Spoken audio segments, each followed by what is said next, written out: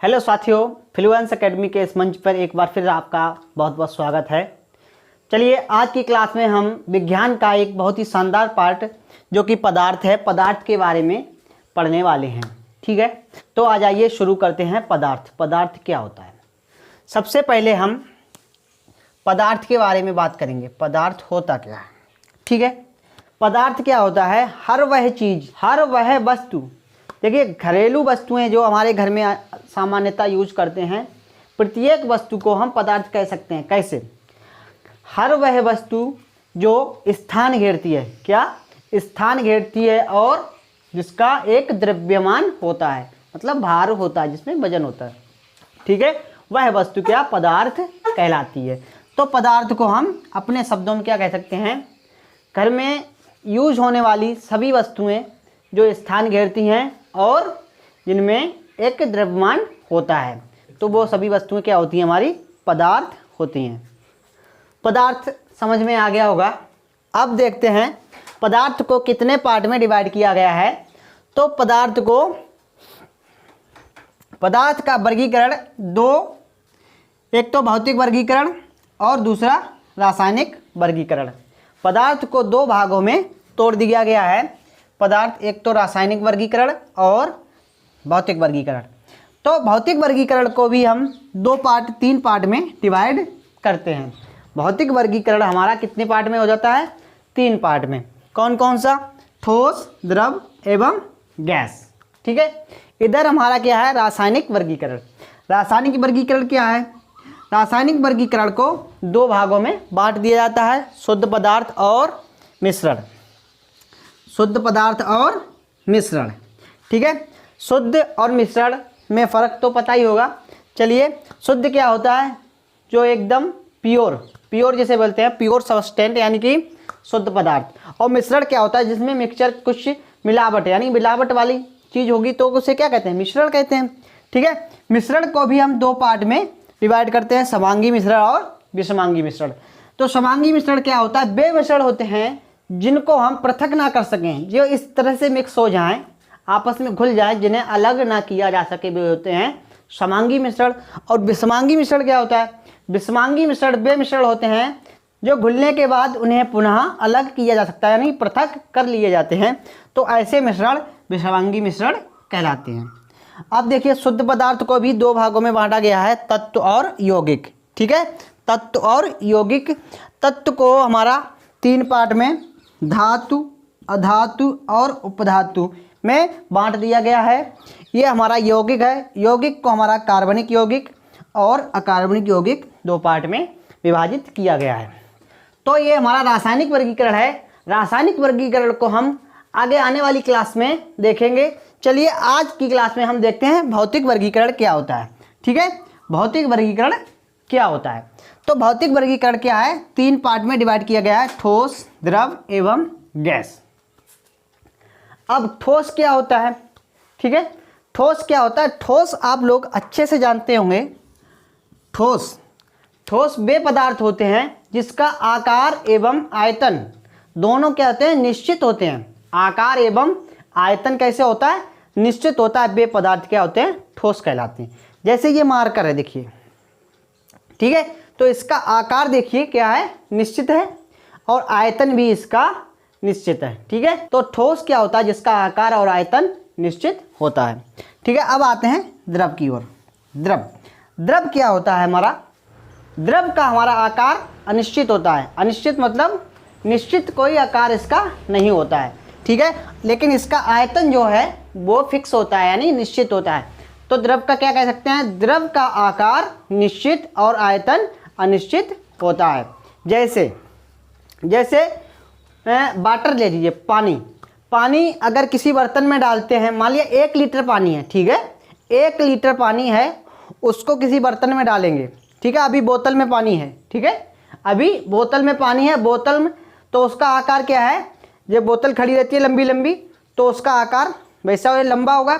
अगर कोई थाली में उसको पानी को उड़ेल देंगे, ठीक है, तो उसका आकार कैसा हो जाएगा? आकार एकदम पानी फैल जाएगा पूरी थाली में।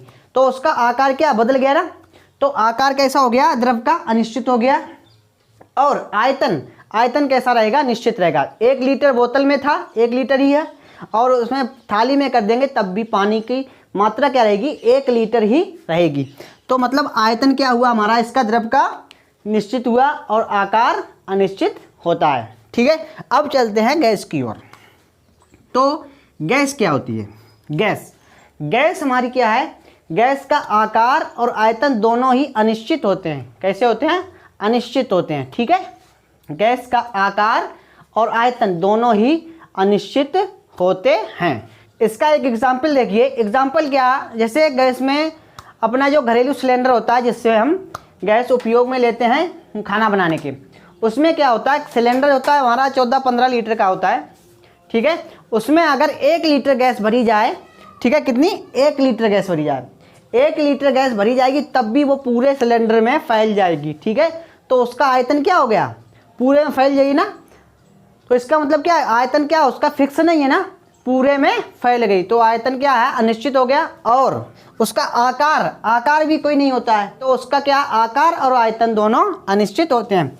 गैस का क्या होता है, आकार और आयतन अनिश्चित होते हैं। चलिए एक बार फिर से देख लीजिए, ठोस क्या होता है, ठोस में हमारा आकार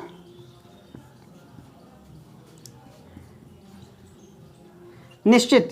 ठीक है, ये क्या हमने समझ लिया, निश्चित, आकार निश्चित होता है और इसका आयतन भी निश्चित होता है। अब द्रव में क्या होता है, द्रव का हमारा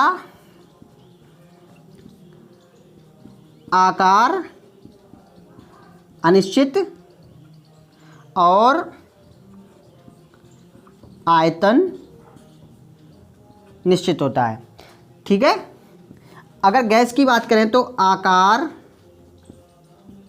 व आयतन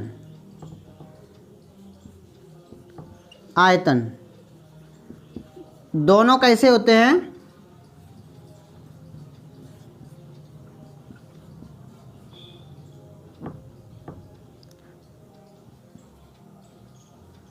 अनिश्चित होते हैं। ठीक है, तो हमारे गैस में आकार व आयतन दोनों ही अनिश्चित होते हैं।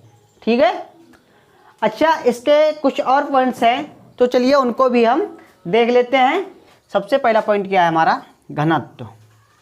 तो घनत्व की बात करें तो ठोस, द्रव और गैस में सबसे ज़्यादा किसमें होता है, सबसे ज़्यादा घनत्व हमारा ठोस में। तो पहली बात तो घनत्व होता क्या है, घनत्व क्या होता है, देखिए पदार्थ के बीच में जो अणु होते हैं वो कितने पास पास हैं। ठीक है, कितने ज़्यादा पास पास हैं, कितने ज़्यादा पास पास हैं, उसको क्या कहते हैं, घनत्व। ठीक है, तो इसमें क्या होता है, ठोस के अणु जो होते हैं बहुत पास पास होते हैं, इसका घनत्व सबसे ज़्यादा होता है। उसके बाद फिर होता है द्रव का। ठीक है, और गैस क्या होता है, गैस के अणु सब इधर उधर उधर, तो इनका घनत्व क्या होता है, बहुत कम होता है। तो सबसे ज़्यादा घनत्व क्या में होता है, ठोस में, फिर द्रव में, उसके बाद गैस में। ठीक है, अगला पॉइंट क्या है, आणविक आकर्षण बल। आणविक आकर्षण बल या फिर अंतरा आणविक आकर्षण बल जो होता है उसे क्या कहते हैं, जैसे अणुओं के आपस में खींचने की जो क्षमता होती है, आकर्षण करने की जो क्षमता, कैपेसिटी होती है, उसे कहते हैं आणविक आकर्षण बल। तो ठोस में जो अणु होते हैं उनकी खींचने की जो शक्ति होती है वो सबसे ज़्यादा अधिक होती है। उसके बाद हमारी द्रव की होती है, फिर गैस की। ठीक है, अगला पॉइंट हमारा है प्रसार। ठीक है, प्रसार क्या होता है, जैसे एक मान लिया लोहा है, लोहा को हमने क्या किया, गर्म किया, उसको पीटना शुरू कर दिया। ठीक है, तो क्या होता है, वो एकदम फैल जाता है, एक मतलब लंबा फैलने की जो प्रकृति होती है उसकी फैल जाता है, उसको क्या कहते हैं, प्रसार। प्रसार मतलब फैलना। ठीक है, तो गैस में प्रसार क्या होता है, सबसे अधिक होता है। ठीक है, देखा होगा सिलेंडर का एक थोड़ा सा लीकेज हुआ, एकदम पूरे में गैस फैल गई, तो यानी कि गैस का क्या होता है, प्रसार सबसे अधिक होता है। उसके बाद द्रव का होता है, द्रव कहीं से लीकेज हो गया तो भी फैल जाएगा। लेकिन क्या ठोस कभी ऐसा हुआ है एकदम से फैल जाए, ठोस को जब तक उस पर बहाव बल नहीं लगाएंगे, पीटेंगे नहीं, तब तक नहीं फैलता है। मतलब ठोस में जो होता है प्रसार होता है सबसे कम होता है, फिर उसके बाद द्रव में और गैस में सबसे अधिक प्रसार होता है। ठीक है, चलिए अगला पॉइंट देखिए, गतिज ऊर्जा। अब गतिज ऊर्जा से समझते ही हूँ, गतिज ऊर्जा मतलब गति करने की क्षमता जो होती है किसमें ज़्यादा होती है, कौन ज़्यादा गति कर सकता है। तो सीधा सीधा पता है, गैस जैसे ही जरा सी क्या नाम उसका रेगुलेटर थोड़ा सा ढीला किया तो यानी गैस क्या एकदम फुर से जा रही है, मतलब गैस की गतिज ऊर्जा अधिक होती है। उससे कम क्या है, द्रव। द्रव में टोंटी खोली और पानी एकदम निकला, पानी भी क्या है, द्रव है, तो एकदम बहने लग गया। लेकिन गैस का क्या है, यहाँ पे क्या, ठोस, यहाँ पे ठोस होना चाहिए, ठीक है। और ठोस में क्या होता है, ठोस का जो गतिज ऊर्जा है वो बहुत कम, सबसे कम ठोस में होती है, ठीक है। तो गैस में सबसे ज़्यादा गतिज ऊर्जा, फिर द्रव में, उसके बाद ठोस में। अगला पॉइंट देखिए, अगला पॉइंट है अंतरा आणविक स्थान, ठीक है। अंतरा आणविक स्थान मतलब अणुओं के बीच में जो गैपिंग, ठीक है। जो अणु होते हैं हमारे पदार्थ के, उनके अणुओं के बीच में जो गैप होता है उसे कहते हैं अंतरा आणविक स्थान। तो गैस के अणु जो होते हैं, ठीक है, जो गैस के अणु होते हैं बहुत दूर दूर होते हैं, इधर घूम रहा कोई उधर घूम रहा, दूर दूर होते हैं, उनके बीच का जो स्थान होता है अणुओं के बीच में वो सबसे ज़्यादा अधिक होता है। उसके बाद क्या है गैस में, उसके बाद हमारा क्या है द्रव। द्रव के थोड़े पास पास होते हैं गैस की अपेक्षा। लेकिन ठोस में क्या, अरे यार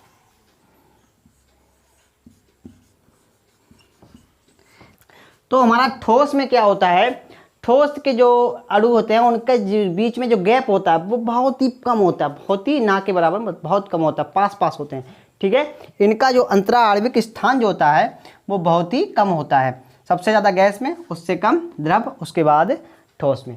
तो ये कुछ प्रॉपर्टी थी हमारी क्या, पदार्थ की, ठीक है, ठोस और द्रव और गैस तीनों के बारे में। इनसे कुछ क्वेश्चन बन सकते हैं, इसलिए हमने इसको आपको डिटेल में समझा दिया है। चलिए आगे हमारा नेक्स्ट वीडियो में हम रासायनिक प्रॉपर्टीज़ यानी कि रासायनिक वर्गीकरण को सीखेंगे। तो मिलते हैं अगले वीडियो में, तब तक के लिए नमस्कार, जय हिंद।